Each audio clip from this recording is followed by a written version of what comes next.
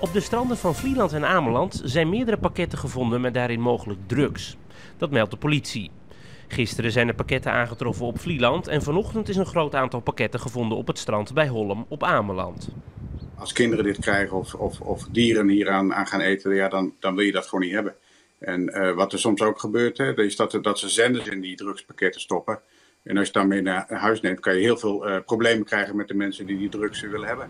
De pakketten die op de stranden zijn gevonden van Ameland en Vlieland worden nu gecontroleerd door de politie samen met de douane.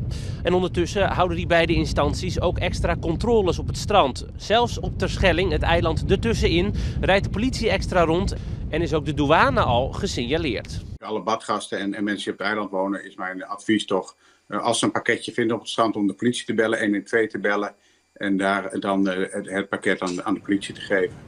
Eerder deze week spoelden er ook al pakketten met drugs aan op de stranden van Duitse Waddeneilanden. Eerder deze maand ook al bij Scheveningen. De politie onderzoekt of de zaken allemaal met elkaar te maken hebben. Je ziet dat de mensen die drugs naar Nederland willen brengen dat op allerlei manieren proberen. En met kleine bootjes is één van die manieren. En ja, het heeft heel hard gewaaid natuurlijk. Er was een grote storm in het Waddengebied.